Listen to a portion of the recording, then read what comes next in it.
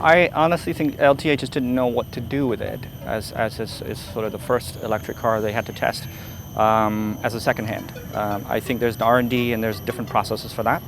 For this one, they tried to put it through the same process as a normal petrol car, with the same regulations and everything. And then it went through more process. Then it went through Vicom for emissions testing, which again, I paid $3,000 for emissions testing. And it went through the whole process of trying to understand efficiency. And actually Vicom, they didn't know what to do with it. It was sitting in Vicom for a month.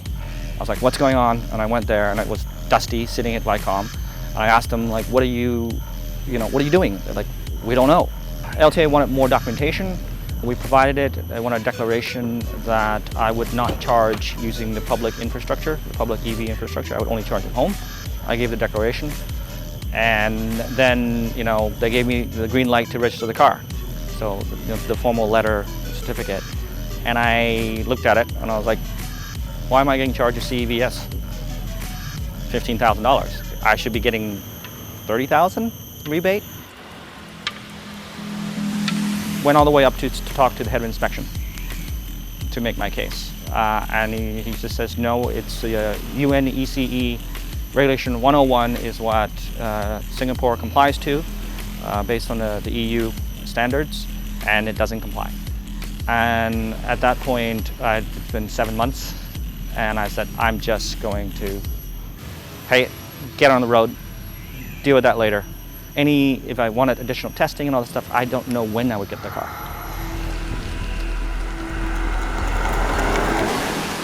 And then, as it happens, PM Lee went to the US, and then everything was convergent of events, right?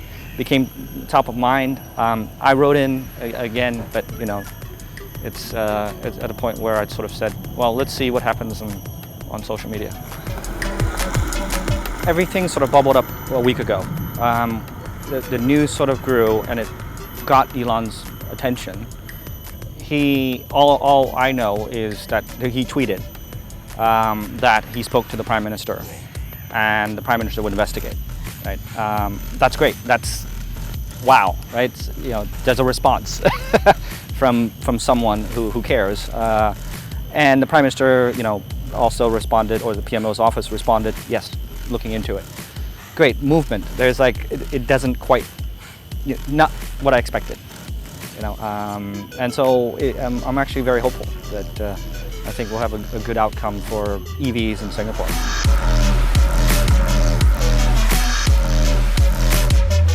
No, I don't think so.